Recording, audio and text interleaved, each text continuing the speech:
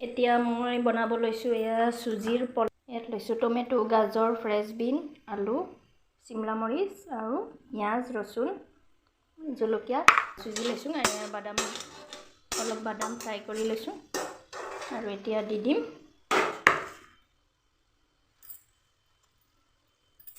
পিঁয়াজ, ৰচুন, জলকীয়াখিনি অলপ ফ্ৰাই কৰি ল'ম।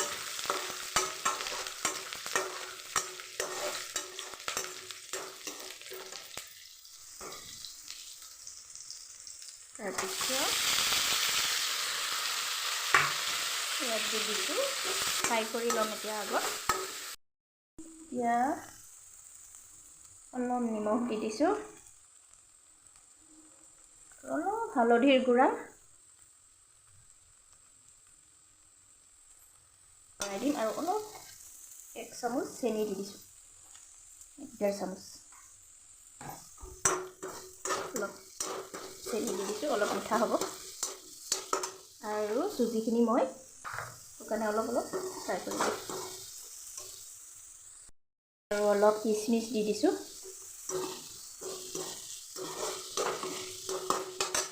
আৰু এতিয়া মই চুজিখিনি ঢালি দিম। চুজিখিনি অলপ শুকানে ভাজি লৈছোঁ,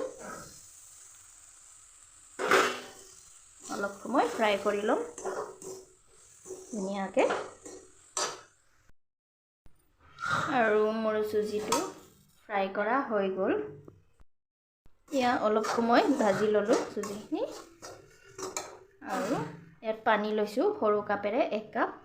পানী বেছি নালাগে, অলপ নিজে বুজি দিব লাগিব আৰু কিমান পৰিমাণ পানী লাগিব।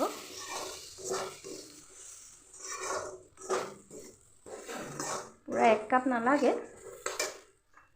কমভাৱে হ'ব। এতিয়া মোৰ চুজিৰ পোলাও বনাই হৈ গ'ল। চাওকচোন কিমান ধুনীয়া হৈছে। যিসকলে খোৱা নাই এনেদৰে বনাই খাব পাৰে, খাবলৈ বহুত টেষ্ট হয়।